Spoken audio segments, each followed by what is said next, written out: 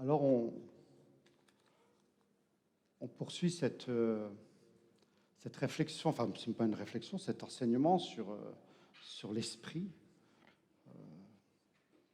C'est un thème qui a été déposé sur notre cœur, à nous le Conseil de l'Église, et c'est ce que nous tâcherons de déployer tout au long de cette année académique, puis peut-être au-delà, on verra bien, mais on peut parler d'une multitude de sujets avec une certaine aisance, on est sûr d'être à peu près bien bordé, mais parler de l'esprit de Dieu, du souffle de Dieu, juste en théorie, ça ne suffit pas. Et c'est pas la difficulté, parce que c'est vraiment cette réalité de la présence de Dieu, de cette présence naturelle de Dieu dans nos vies, c'est une réalité que nous ne maîtrisons pas. Il n'y a pas de formule toute faite. Il n'y a pas d'incantation, il n'y a pas de liturgie, il n'y a pas de geste spécifique. La réalité, c'est l'esprit. Est-il présent ou pas? On ne peut pas le domestiquer. Et en même temps, c'est important de comprendre et d'apprendre ensemble comment l'esprit travaille. Parce que vous savez, sous cette appellation d'origine contrôlée, l'esprit de Dieu, on peut y mettre tout et du grand n'importe quoi. Hein? On peut être dans le folklore, on peut être dans la névrose, on peut être dans quelque chose de farfelu. Et donc, c'est important d'interroger le texte et d'écouter ensemble ce que disent les Écritures au sujet de la personne et de l'action de l'Esprit. Et Jésus dira de manière très précise, quand le défenseur en justice sera venu, celui que je vous enverrai d'auprès du Père, l'Esprit de vérité qui vient du Père, il rendra lui-même témoignage de moi. Et vous, s'adresse-t-il à ses disciples, à votre tour, vous serez mes témoins parce que depuis le commencement, vous avez été à mes côtés. J'ai particulièrement aimé ton introduction, Céline. Particulièrement aimé cette proclamation que Jésus a faite. Vous tous qui avez soif, venez. Et en fait, au commencement, j'ai envie de dire, de l'Évangile, il y a l'Esprit, et à la fin de l'Évangile, il y a l'Esprit. Voilà, qui glorifie le Fils et le Père dans le livre de l'Apocalypse. Et dans cet Évangile de Jean, il faut bien comprendre qu'il y a un thème particulier qui traverse tout l'Évangile, c'est celui du procès de Jésus. Dans cet évangile, divers témoignages, divers témoins apparaissent et font leur déposition. Puis, ce n'est qu'à la fin que l'auteur, l'apôtre Jean, présente son évangile comme un document témoignage en faveur de l'identité de Jésus. Jean dira, pour clore son évangile, mais tout ce qui s'y trouve a été écrit pour que vous croyiez que Jésus est le Messie, le Fils de Dieu, et qu'en croyant, vous possédiez la vie en son nom. Jésus a l'intention d'envoyer les apôtres dans le monde pour être ses témoins. Et vous, à votre tour, vous serez mes témoins, parce que depuis le commencement, vous avez été à mes côtés. Et le principal témoin de Jésus, le principal témoin sera le Saint-Esprit, qu'il enverra d'auprès du Père, puisqu'il dit « Il rendra lui-même témoignage de moi ».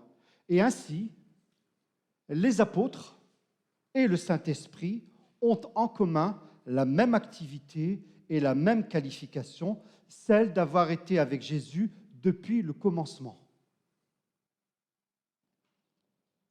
Être avec Jésus depuis le commencement, c'est la qualification indispensable pour un témoignage revêtu d'autorité. Il faut savoir que dans ce contexte culturel, les procès n'étaient pas conduits par des avocats qui parlaient au nom de l'accusation ou de la défense, mais par un juge qui s'efforçait de découvrir la vérité à partir des dépositions des témoins. Et d'ailleurs, c'est le livre du Deutéronome, en son chapitre 17, qui dans la loi inscrit que c'est seulement sur la déposition de 2 ou 3 témoins que l'on mettra à mort. Les déclarations d'un seul témoin ne suffiront pas pour cela. Donc, dans un tel contexte, une personne accusée, quelle qu'elle soit, et là en l'occurrence Jésus, ne cherchez pas comme avocat ou comme conseiller un spécialiste de haut vol, non, mais quelqu'un qui ferait valoir son bon droit en disant la vérité. Et pour ce faire, on avait besoin des témoins oculaires et ou de moralité. Et on voit bien, en particulier dans cet évangile, pour accuser Jésus, pour mettre en œuvre cette parodie de justice, on fait intervenir plusieurs personnes qui faussement témoignent de Jésus, ou alors tordent le sens de ses propos. Donc, on cherchait quelqu'un qui pouvait, avec autorité, à cause de la relation qu'il avait avec l'accusé, on cherchait un ami intime plutôt qu'un professionnel formé au droit. Et dans ce contexte, c'est le Saint-Esprit est pour Jésus le témoin principal, idéal, car tout au long de sa vie, celle de Jésus en son humanité, car tout au long de sa vie, le Saint-Esprit a été le compagnon intime de Jésus. Et c'est pourquoi son témoignage est si important, si convaincant et si fiable. Le Saint-Esprit a été présent dès la conception de Jésus dans le ventre de Marie jusqu'au tombeau et jusqu'à la glorification, à l'exaltation du Fils, à son ascension, qui s'est assis à la droite de la majesté de Dieu le Père. Le Saint-Esprit a été constamment le compagnon du Fils, et par conséquent, lorsqu'il descend sur nous, pour que nous demeurions en Jésus, sans quoi c'est impossible, c'est pourquoi lorsqu'il descend sur nous, pour que nous demeurions en Jésus, il vient comme l'Esprit du Seigneur. De sorte que avoir le Saint-Esprit, c'est avoir Jésus lui-même. Et c'est là où se situe la ligne de démarcation entre ceux qui ont reçu le Saint-Esprit et ceux qui ne l'ont pas reçu, qui ne sont pas nés de nouveau, qui ne sont pas nés d'en haut. Et c'est là où se joue toute la différence dans la réalité du combat spirituel et notamment contre la réalité de la puissance du péché dans nos vies.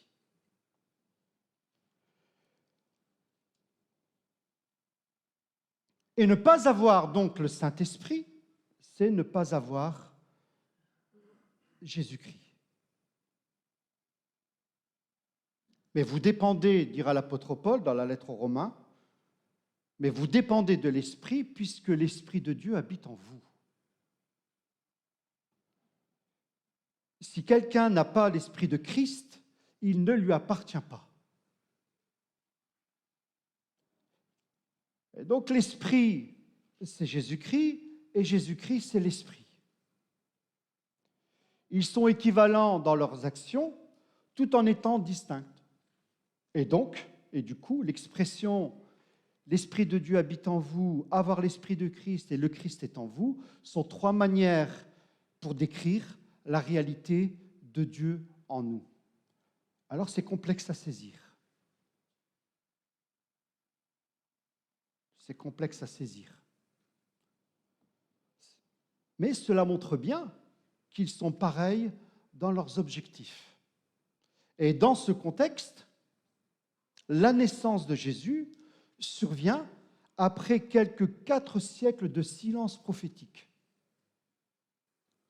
Entre la dernière parole que Dieu a donnée à son peuple, à l'époque le peuple d'Israël, et pour les nations bien sûr, puisque les prophéties elles ont une répercussion universelle, mais entre cette dernière parole et la venue de Jésus, il y a eu 4 siècles de silence prophétique.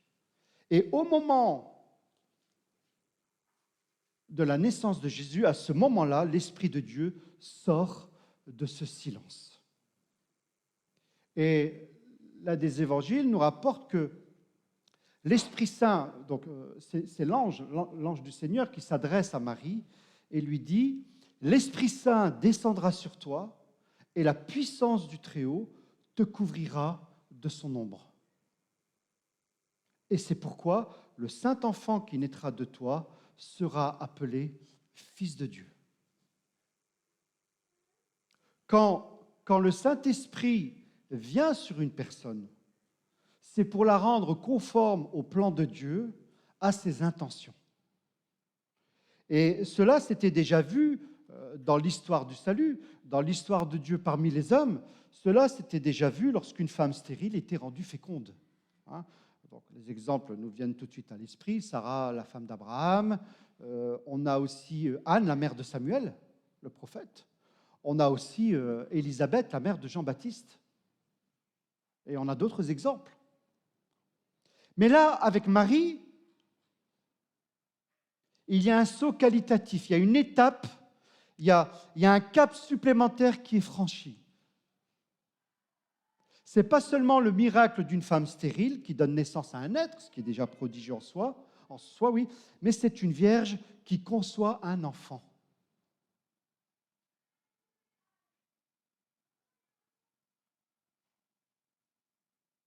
Voici, la jeune fille vierge sera enceinte, elle enfantera un fils que l'on appellera Emmanuel, ce qui veut dire Dieu avec nous.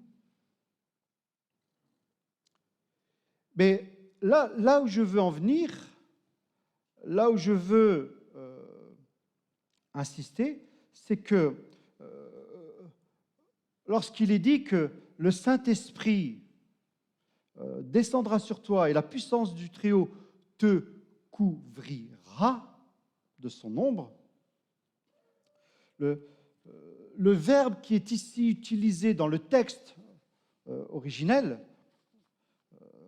décrit ce verbe te couvrira. C'est le verbe qui est utilisé pour évoquer le vol stationnaire. Thomas Pesquet, salut. Le vol stationnaire de la nuée qui représentait la présence glorieuse de Dieu. C'est le même terme. Te couvrira, c'est le même terme pour la nuée. C'est ce vol stationnaire de la nuée qui représentait donc la présence glorieuse de Dieu durant l'exode du peuple hébreu. C'est ce verbe qui décrit la couverture protectrice que Dieu place au-dessus de son peuple. Alors, psaume 91 et livre de l'Exode, chapitre 40. L'Esprit de Dieu qui plane comme un oiseau, vous vous souvenez, au-dessus des eaux de la création originelle, l'Éternel Dieu qui vole comme un aigle au-dessus de son peuple dans la nuée de l'Exode, toutes ces métaphores, toutes ces images, toutes ces expressions sont citées dans les textes des Écritures. Comme celui qui dirige son peuple dans le désert sous une forme de colonne le jour, colonne de la nuée le jour et de feu la nuit, parce qu'il faut bien s'éclairer, il faut bien y voir dans la nuit, c'est, nous disent les Écritures, c'est le Saint-Esprit.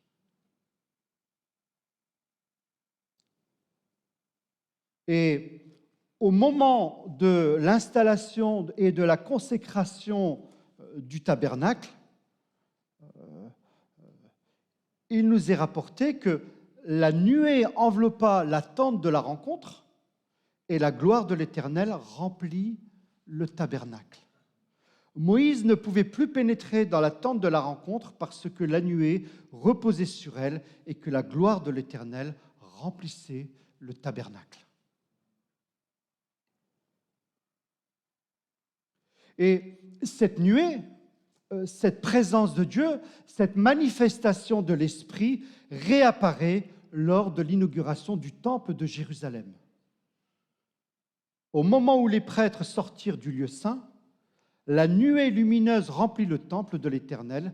Les prêtres ne purent pas y rester pour accomplir le service à cause de la nuée, car la gloire de l'Éternel remplissait son temple. Premier livre des Rois, chapitre 8. Puis, plus rien. Même lors de la construction du second temple,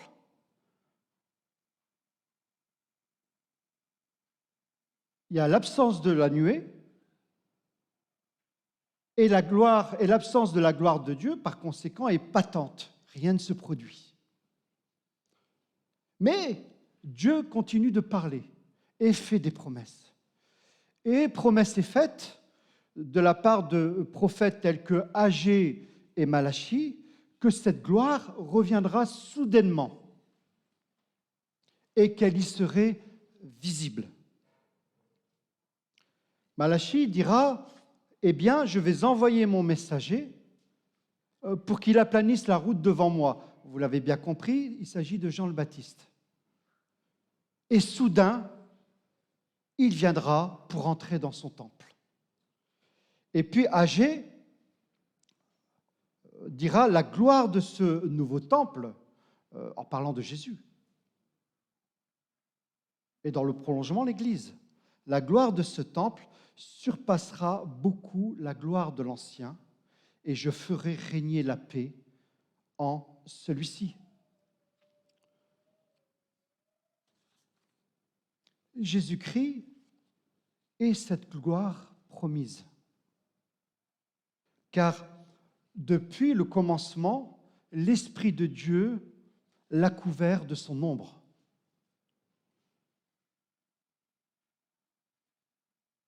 Et c'est une gloire cachée à l'intérieur du temple, en Jésus lui-même, mais une gloire qui, de temps à autre, va apparaître, va se manifester.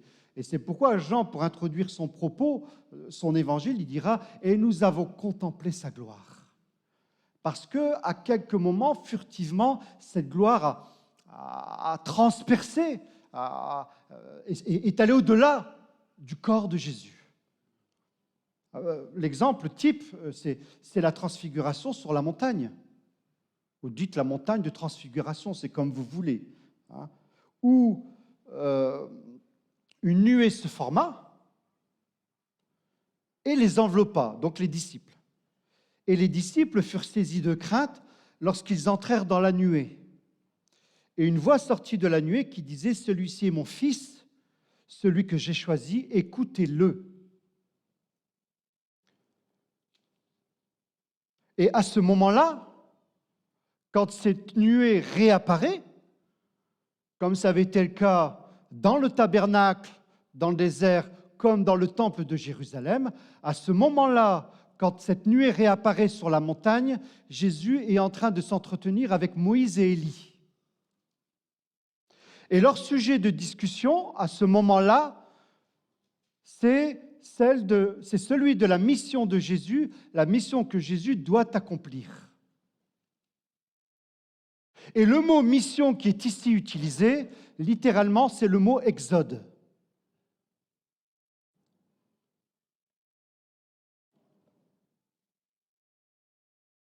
C'est toujours le même esprit de Dieu qui souffle. C'est toujours la même cohérence de Dieu, c'est toujours le même plan de salut pour les hommes et les femmes. Jésus prit avec lui, Jean et Jacques, et monta sur une montagne pour aller prier. Pendant qu'il priait, son visage changea d'aspect et ses vêtements devinrent d'une blancheur éblouissante. 2 hommes s'entretenaient avec lui, Moïse et Élie, qui resplendissaient de gloire, et ils parlaient de la manière dont Jésus allait achever sa mission ou son exode en mourant à Jérusalem.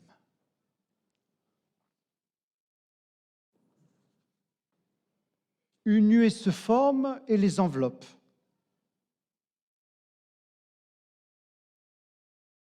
Et dans ce verbe qui est utilisé pour envelopper les disciples, pour les recouvrir, comme ça a été le cas dans le tabernacle et dans le temple de Jérusalem, c'est le même mot qui est utilisé lorsque le Saint-Esprit a couvert Marie de son ombre pour concevoir Jésus. La présence de Dieu est venue de telle manière sur Marie que Jésus a été, dès son premier souffle, dès sa première cellule, rempli du Saint-Esprit.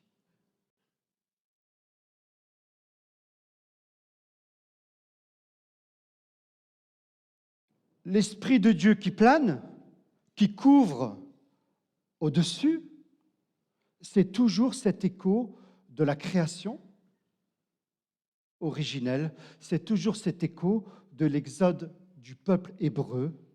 Et à présent, c'est son rôle, celui du Saint-Esprit, c'est d'abord cette œuvre de Dieu de nouvelle création qui est en train de se produire. Dans l'œuvre de l'incarnation du Fils. Comme pour la création originelle, l'Esprit de Dieu est en train de renouveler, de faire du neuf. Dans notre jargon, nous disons de novo, mais pas ex nihilo, c'est-à-dire pas à partir de rien, comme ça a été le cas au commencement, mais à partir d'un matériau, celui de l'humanité de Marie. Ben oui, parce qu'il faut bien que nous ressemblions quelque part à Jésus pour pouvoir être sauvés. Il faut bien que, pour nous sauver, il a bien fallu qu'il soit fait de la même pâte que la nôtre. Car avec Jésus, pour Jésus, l'Esprit de Dieu est aux commandes. Donc il utilise ce matériau déjà existant qu'est l'humanité de Marie pour créer un nouvel homme, un nouvel Adam, et par lui restaurer, rétablir, pour mettre de l'ordre, et mettre de l'ordre dans tout ce qui est chaotique et vide. Et de la même manière que le souffle de Dieu, que l'Esprit de Dieu avait introduit de l'ordre et de l'abondance dans la création originelle, alors que la terre était chaotique et vide, de la même manière que l'Esprit de Dieu, le souffle de Dieu, avait amené de l'ordre, de la cohérence et du sens, alors que le chaos social était en train de gagner le peuple hébreu, la naissance et l'incarnation de Jésus, c'est le commencement de l'œuvre de rédemption, pardon pour ce mot un peu barbare, c'est le nouvel exode, c'est l'Esprit qui plane, qui flotte au-dessus du Fils véritable. Quand je vous dis que Dieu a de la suite dans les idées, c'est qu'il en a vraiment.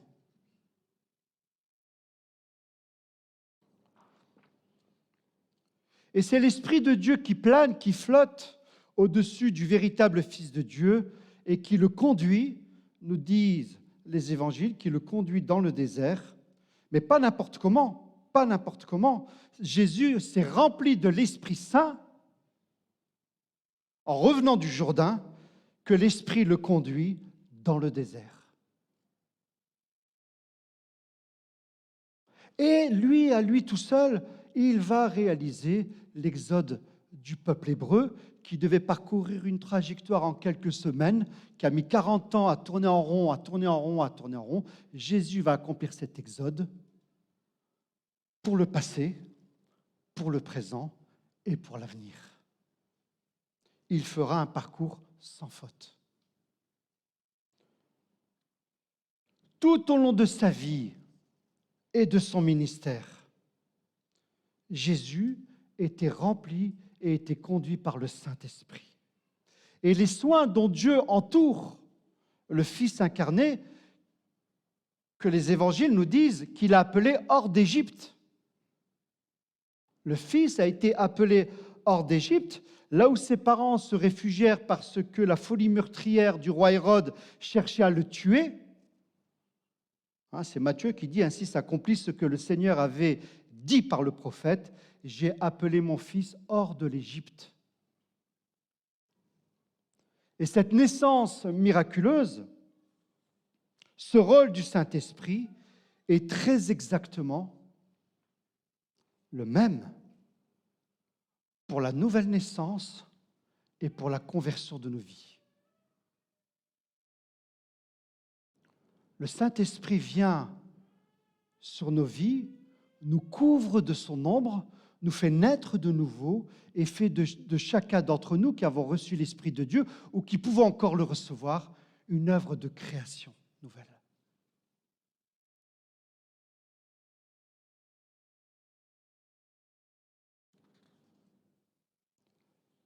L'action du Saint-Esprit dans nos vies manifeste en particulier la souveraineté de Dieu. Et c'est le même projet qui, depuis le commencement, a atteint d'abord Jésus, puis nos vies, et c'est là où l'œuvre, le projet, la pensée de Dieu, bien avant la fondation de ce monde, trouve son apogée et sa pleine expression. Notre naissance d'en haut.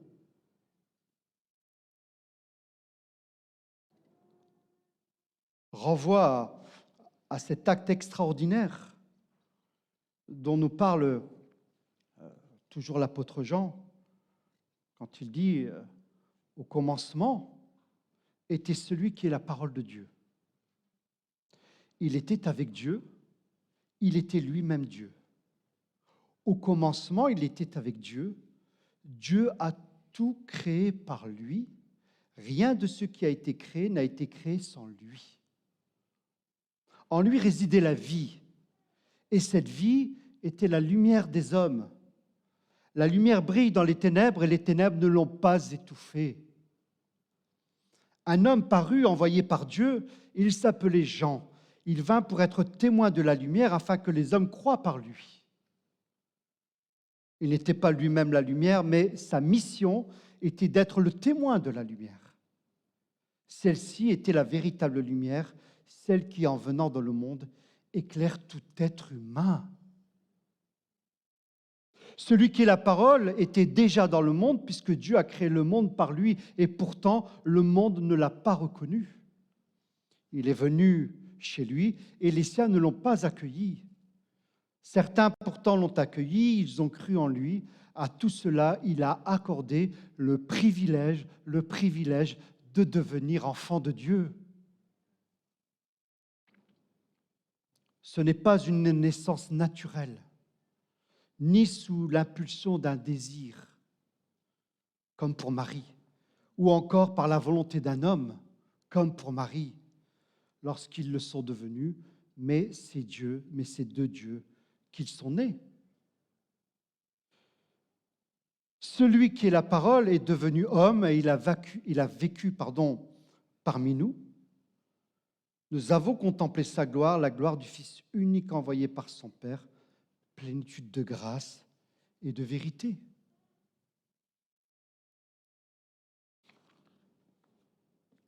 Alors voyez-vous, le Saint-Esprit continue de nous couvrir de son ombre. Le souffle de Dieu, cette vie nouvelle, est en nous.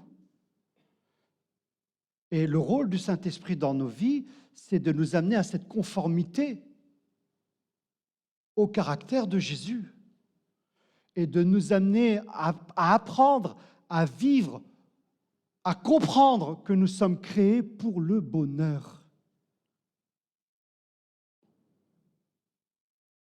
Pour le bonheur. Pour le bonheur selon Dieu. C'est-à-dire avoir cet avenir et ce devenir en lui et en lui seul. Mais voyez-vous, ce projet est pour tous les hommes, pour toutes les femmes quel que soit leur sexe, leur race, leur religion, quel que soit leur vécu, quel que soit leurs milliards, leurs centaines de millions, leurs milliers d'échecs. C'est pour nous tous. Et c'est pourquoi nous allons passer un temps, voilà, un temps de silence, où nous allons demander au Saint-Esprit de nous sonder. Voilà. Alors, je vous invite à prier. Et, je ne sais pas ce qui adviendra. Hein, bien malin qui va pouvoir dire.